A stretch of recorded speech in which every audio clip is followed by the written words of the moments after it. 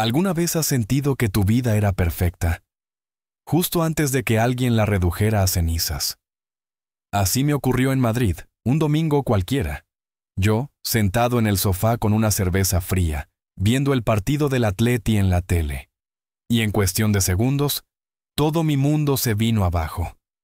Durante 25 años pensé que conocía a Jimena, mi esposa, una mujer con la que había compartido mi juventud, mis sueños, y también mis fracasos, una vida entera, una hija en común, Esperanza, que ya tiene 19 años y estudia en la Complutense. Pero la lealtad no siempre está donde uno cree. El cambio inesperado. Cuando Esperanza era adolescente, madre e hija, se peleaban como gato y perro. Yo pasaba las tardes haciendo de árbitro en discusiones ridículas. Esa falda es demasiado corta. Déjame salir, mamá, que no soy una niña. Al final me decía, es la típica fase. Y sí, muchos amigos pasaban por lo mismo. Pero un día, de la noche a la mañana, todo cambió. De los gritos pasaron a las risas, de las discusiones a los selfies juntas en el retiro. Al principio pensé, por fin, paz. Me alegré. Creí que Esperanza había madurado, que habían encontrado ese vínculo que tantas madres e hijas sueñan con tener. Hasta que empecé a notar otra cosa. Yo entraba en el salón y ellas callaban de golpe. Ximena guardaba el móvil a toda prisa, como si escondiera un secreto. Preguntaba qué les hacía tanta gracia y siempre recibía lo mismo. Nada, tonterías nuestras, una broma interna, un código privado. Poco a poco, me convertí en un extraño en mi propia casa, un invitado incómodo. Pero, ¿sospechar de una infidelidad? Jamás. La sospecha equivocada. Me convencí de que el misterio tenía que ver con Esperanza. Quizá una relación que no quería confesar. Tal vez un problema en la universidad. Incluso pensé que podría ser un susto de embarazo. Y me decía, Ximena lo sabe, la está apoyando. Y yo me quedo fuera porque es cosa de mujeres. Me dolía, pero lo aceptaba. Prefería pensar que se trataba de eso a imaginar otra cosa. La tarde que lo descubrí todo, el destino es caprichoso. La semana pasada, el móvil de Ximena se estropeó y tuvo que usar uno viejo que guardábamos en casa. Esa noche, mientras veíamos el partido, ella se reía sola, chateando. Me dijo que era con Esperanza, que le contaba las rarezas de un compañero de clase. Nada raro. De repente, el móvil se apagó sin batería. Ella lo puso a cargar y se fue a la ducha. Y ahí, algo se rompió dentro de mí. Encendí el móvil. No lo hice pensando en espiarla, o al menos me repetía eso. Lo hice con la excusa de proteger a mi familia. Me fui directo a WhatsApp. Abrí el chat con Esperanza, y lo que encontré me dejó sin aire. La verdad oculta. El mensaje más reciente hablaba de un viaje que tenían planeado para el día siguiente. Esperanza bromeaba. «Mamá, prepárate para lo que te espera», pensé. Será su novio, el típico chaval universitario. Pero no. Seguí leyendo. Y entonces apareció la frase que me heló la sangre. «Te dije que era encantador». La respuesta de Ximena fue aún peor. No esperaba que fuera tan dulce. Fotos, risas, un restaurante en Chueca. Ximena llevaba puesto aquel vestido negro que yo le había regalado hace años y que nunca estrenó conmigo. ¿Para quién lo había guardado todo este tiempo? Retrocedí en la conversación. Meses y meses de mensajes. Más de un año de secretos. Todo coincidía con el momento en que Esperanza empezó segundo de carrera. Aquel viaje a Valencia para ayudarla a instalarse en la residencia había sido mucho más que eso. Yo, un marido fiel de 38 años, padre entregado, convertido en el último en enterarse. Mi hija había sido cómplice, mi mujer, protagonista, y yo, el espectador ingenuo en la butaca de mi propia tragedia. Con cada línea que leía, el puzzle encajaba de la peor manera posible. Lo que empezó como simples encuentros se había transformado en citas, cenas a escondidas, y finalmente, noches enteras juntos. Todo, absolutamente todo, coordinado por mi propia hija. Esperanza le daba coartadas a su madre. Papá, este fin de semana me quedo estudiando en casa de Luisa. Y yo, ingenuo, me lo creía. No sabía que detrás había un plan perfectamente tejido. Mientras yo pensaba que Esperanza repasaba apuntes, ella encubría a su madre para que se entregara a otro hombre. Lo más nauseabundo no fue solo descubrir la traición, sino el cinismo con el que se reían de mí. En los mensajes hablaban de que valía la pena el trato. El profesor, además de acostarse con Jimena, le regalaba a Esperanza mejores notas, créditos extra, como si mi hija hubiera vendido a su padre por un sobresaliente. Tragué saliva, abrí el chat con él, y ojalá nunca lo hubiera hecho. Fue como abrir una puerta prohibida, una habitación en la que jamás debí entrar. Mensajes a todas horas, confidencias, planes de futuro. No era solo atracción, era intimidad. Ella le decía cosas que en 25 años jamás me confió a mí. Ojalá te hubiera conocido antes, le escribió Jimena. Eres mi chica, lo has sido siempre, respondió él. Me temblaban las manos, el pulso me retumbaba en los oídos. Las fotos, las bromas privadas, los viajes que planeaban cuando Esperanza terminara la universidad. No era una aventura pasajera, era mi reemplazo, planeado con la bendición de mi propia hija. La noche más larga. Me aseguré de que el número de Esperanza fuera realmente el suyo. Durante un instante quise convencerme de que no era así, que tal vez Jimena había guardado ese contacto con su nombre solo para despistar. Pero no, era ella, mi hija.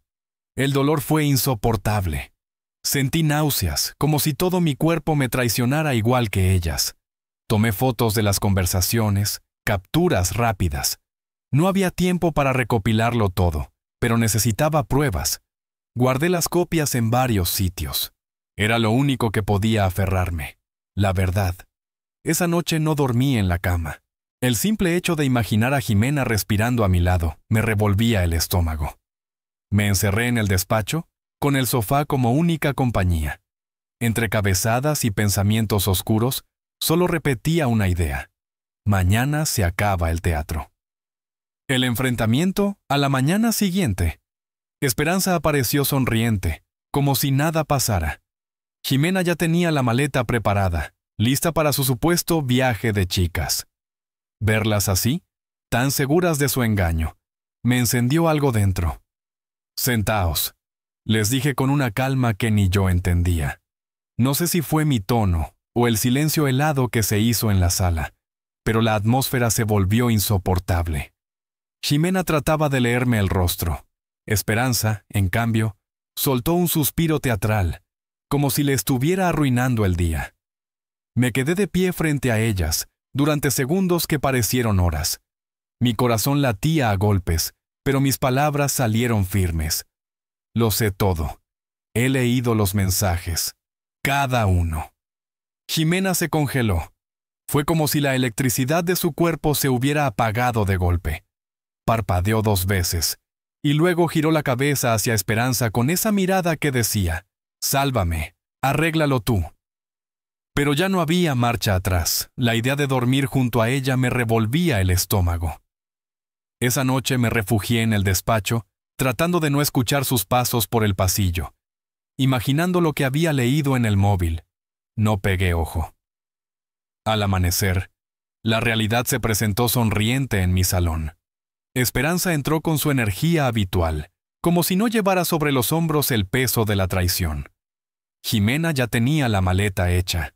Todo estaba dispuesto para su supuesto viaje de chicas. Me planté frente a ellas. «Sentaos». El tono de mi voz cortó el aire. La atmósfera cambió de inmediato. Jimena intentaba descifrar mi rostro. Esperanza, en cambio, se dejó caer en el sofá con un suspiro teatral. «¿Qué pasa ahora, papá?», murmuró con fastidio, como si yo fuese el culpable de arruinar su día. Permanecí de pie, con el corazón martilleándome en el pecho. «Lo sé todo. He leído los mensajes. Todos». Jimena se quedó inmóvil, petrificada. Sus ojos parpadearon un par de veces y después giró la cabeza hacia Esperanza. Esa mirada lo decía todo. «Sálvame, arréglalo tú». «¿Mensajes?», dijo Esperanza frunciendo el ceño. «¿De qué hablas?». «No te hagas la tonta. Tus chats con tu madre, con él». La palabra él casi me salió escupida. Esperanza se removió en el asiento. «Vale, primero, estás exagerando. Segundo, no sé qué crees que has visto». La interrumpí. «Lo vi todo. Tus coartadas, los viajes de fin de semana, la ayuda de tu profesor. Y las fotos. No me insultes fingiendo que no ha pasado». Ella puso los ojos en blanco, pero enseguida lanzó una mirada furtiva a su madre, que permanecía rígida, con la mandíbula apretada. «Papá, de verdad, estás montando un drama». Sentí cómo me hervía la sangre. «¿Un drama? Llevas más de un año conspirando con tu madre para engañarme. Me mentiste, me ocultaste lo que hacíais. ¿Y dices que exagero?». Esperanza bufó y clavó los ojos en Jimena. «Mamá, ya te dije que esto no iba a poder esconderse siempre». Después me gritó: «Actúas como si yo te hubiera traicionado a ti. Esto no va de ti». Me quedé helado. ¿Que no va de mí? Es mi esposa, es mi matrimonio. ¿Cómo no va a ir de mí? Busqué la mirada de Jimena. Ella tenía los ojos llenos de lágrimas. Apenas susurró. Me dejé llevar. Él me hizo sentir especial. Esperanza intervino rápido, con un tono casi suplicante. «Papá, piensa en mamá. Se ha sacrificado toda su vida por nosotros. Siempre ha estado ahí, atrapada, resignada. Esto la hace feliz, se lo merece». Reí con incredulidad. ¿Merece traicionar a su marido? ¿Merece esconderse con tu profesor? Merece un poco de felicidad, papá. Tú has hecho mucho, sí, pero no puedes dejar que ella viva algo distinto. Me acerqué un paso más, la voz quebrada. ¿Eres consciente de lo que habéis hecho? Habéis destrozado mi matrimonio». Esperanza se encogió de hombros, como si hablara del tiempo. «Lo superarás. Mamá es feliz. Eso es lo que importa». Ni siquiera me dio tiempo a responder. Esperanza se levantó, tomó a Jimena de la mano y dijo: «Vámonos. Lo resolveremos después». Cogieron las maletas y se marcharon. Así, sin más, como si yo no importara. El vacío. Me quedé en el sofá, mirando la puerta abierta. No sé si fueron minutos u horas. Solo sentía un zumbido en el pecho y un desfile de recuerdos. Nuestra boda, las vacaciones en la playa, las noches hablando hasta tarde. Y me repetía una pregunta. ¿Cuándo me volví tan prescindible para ellas? Ya no sabía si seguía teniendo esposa, si seguía teniendo hija. Solo sabía que mi vida no era la misma. En algún momento, mi mente dejó de girar en torno a sus caras y empezó a hacer cuentas. Si ya no queda nada, ¿para qué esperar más? Me levanté. Tomé las llaves, la cartera y, sobre todo, las pruebas de la traición. Conduje en piloto automático hasta el despacho de mi abogado. Apenas crucé la puerta, él lo entendió todo al ver mi cara. Era un hombre que me había acompañado durante años con contratos, testamentos, escrituras, y ahora le entregaba lo más doloroso: la ruina de mi matrimonio. «Siéntate, por favor. Tómate un café», me dijo mientras terminaba unos documentos. Obedecí. La sala de espera se volvió mi refugio. El silencio allí era menos cruel que el silencio en casa. La recepcionista me ofreció agua varias veces. Siempre dije que no. Quizá mi ansiedad se notaba en la cara, porque en cuanto me senté frente a mi abogado, me dejó hablar sin interrupciones. Le conté todo: los mensajes, las fotos, la confesión de Esperanza esa misma mañana. Puse sobre su mesa las pruebas de que mi matrimonio ya no existía. Cuando terminé, respiró hondo y me habló con calma. «El divorcio es evidente, pero no es un interruptor. Hay plazos, declaraciones, obligaciones económicas. No puedes desaparecer. Si lo haces, podrías tener problemas legales graves y debilitarías tu propia posición».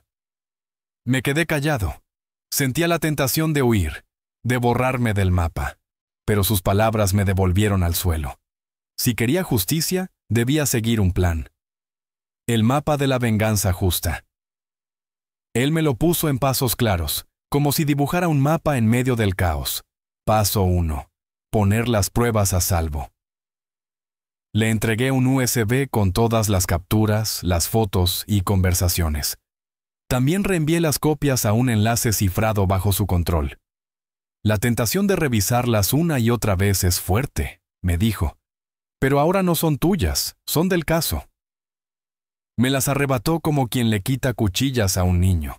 Y tenía razón. Paso 2. No busques peleas. Nada de mensajes impulsivos, nada de amenazas, nada de arrebatos. Cada palabra en un chat podía volverse contra mí. El silencio se convertiría en mi mejor arma. Y acepté, porque ya no me quedaban fuerzas para gritar. Paso 3. Mantén la casa funcional, pero impersonal. Comer, dormir, ducharme. Pero sin convertir el hogar en un campo de batalla. Esa misma noche me mudé a la habitación de invitados. Un gesto frío, sí, pero necesario. Paso 4. Registra cada gasto. Me pidió que guardara tickets, facturas, recibos de todo. A los jueces les gustan las historias con papeles, dijo. Y yo empecé a guardar hasta el recibo más insignificante del supermercado. Paso 5. Protege tu mundo digital y financiero. Cambié mis contraseñas. Activé la verificación en 2 pasos en todas mis cuentas. Llamamos al banco y pusimos alertas de seguridad para evitar movimientos sospechosos. Mis ahorros, mis negocios. Todo debía quedar blindado antes de que alguien intentara meter mano. Su voz era firme, técnica, casi quirúrgica. Me estaba enseñando a transformar mi dolor en estrategia. El regreso de las sombras. Cuando Jimena volvió de sus vacaciones con Esperanza, descubrió que me había mudado al cuarto de invitados. Se detuvo en el pasillo, me miró, pero no dijo nada. Desde entonces, convivíamos como extraños bajo el mismo techo. Si había que comunicar algo práctico, un recado, una cita, lo hacíamos por mensaje. Nada más. Esperanza vino 2 veces. La segunda se asomó a la puerta del cuarto y me preguntó con tono desafiante. ¿Vamos a estar raros para siempre? La miré en silencio. El silencio es bisturí cuando no puedes permitirte un martillo. Ella resopló. Estás siendo dramático. Cerré el portátil. No respondí. Se fue. Movimiento en el tablero. Siguiendo el consejo de mi abogado, comencé a sacar dinero de la cuenta conjunta. No grandes cantidades, apenas transferencias pequeñas. Pero tras la tercera, Jimena me escribió. ¿Dónde está yendo el dinero? Respondí con frialdad. He comprado algo para mí. No insistió. Quizá no quería saber. Quizá pensó en un reloj, en un capricho. Yo sabía la verdad. Estaba protegiendo lo poco que quedaba de mí y de mi futuro. Muchos piensan que la venganza es gritar, romper platos o incendiar la casa. La realidad es mucho más fría. Mi abogado me enseñó que la justicia verdadera se construye con papeles, firmas y paciencia. El negocio era mi único activo complejo. Lo había levantado desde cero y durante años había sido la fuente de estabilidad de nuestra familia. Comenzamos un proceso de valoración. Semanas de informes, no horas de película. Mi abogado me advirtió. No lo conviertas en un campo de batalla. Vamos a salir con lo que es tuyo, ni más ni menos. Así que aparté las emociones y trabajé como quien sigue un mapa. Montamos una estructura legal para proteger mi parte. Actualicé beneficiarios, anulé poderes antiguos y dejé cada línea de firma impecable. Nada de gestos espectaculares. Solo la columna vertebral de un divorcio bien ejecutado. La casa después, vino la pregunta inevitable. La vivienda. Tenía 2 opciones. Vender y repartir. O que uno comprara la parte del otro. No quería seguir respirando esas paredes cargadas de recuerdos. No decidas hoy, me aconsejó él. Deja que los números hablen. Pedimos la tasación y añadimos otro punto al calendario. La notificación. El día que todo estuvo preparado, Firme. Mi abogado fue claro. No tienes que ser tú el mensajero. Ese es mi trabajo. Asentí.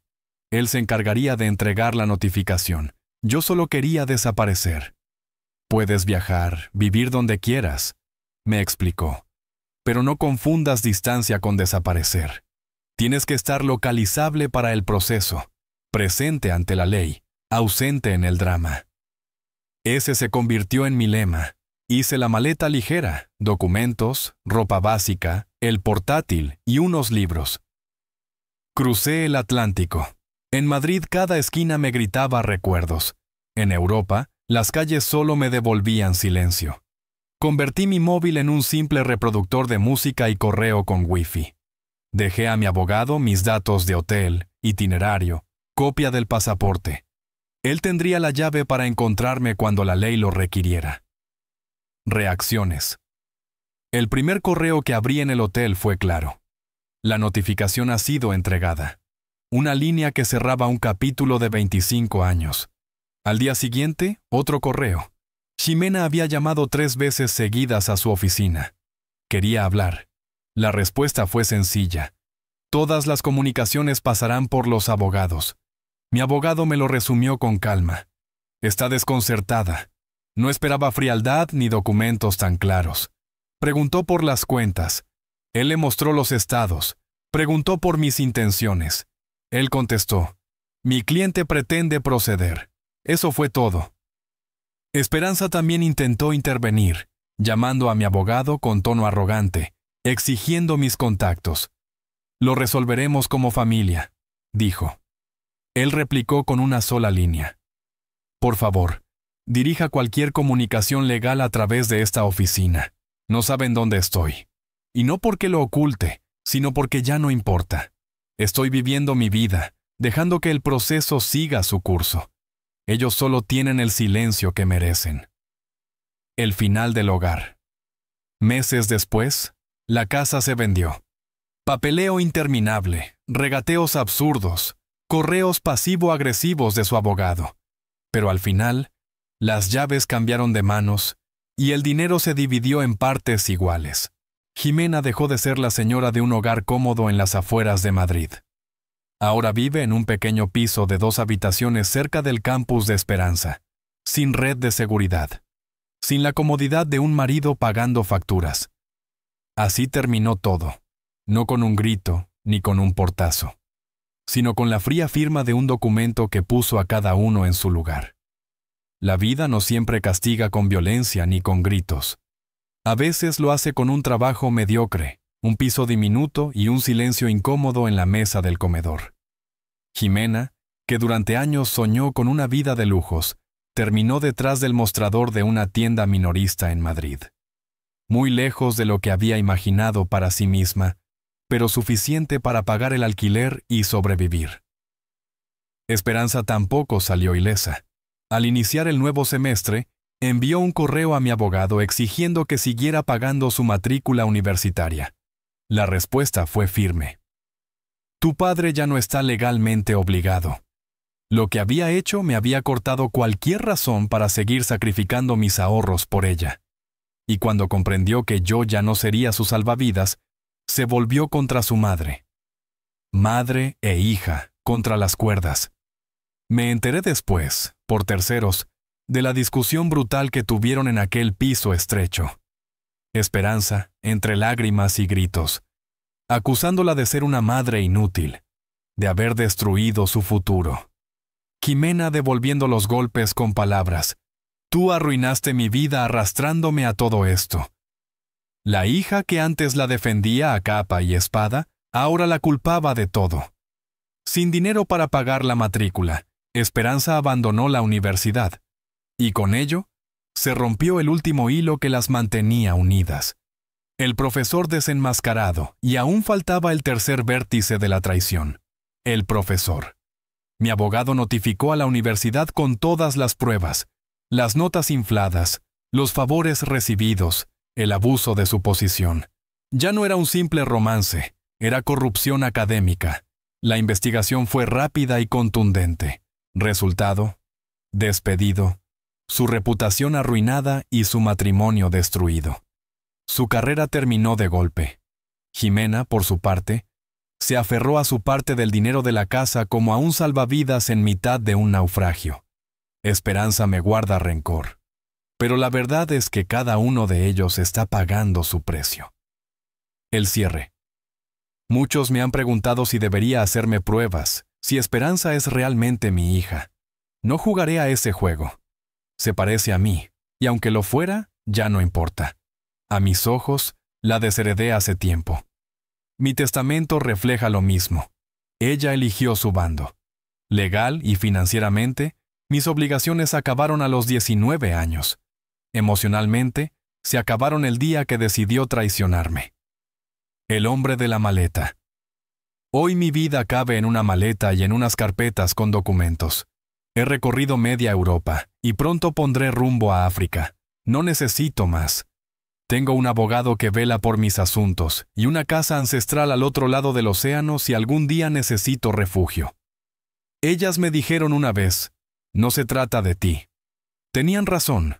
Hoy mi vida, finalmente, no se trata de ellas. Moraleja. La traición no destruye a quien la sufre, destruye a quien la comete. La lealtad no se pide, se demuestra. Y cuando alguien te demuestra que no está de tu lado, lo mejor que puedes hacer es aprender a vivir sin mirar atrás. Con esto, la historia queda cerrada. ¿Quieres que prepare una versión final condensada, lista como Poe?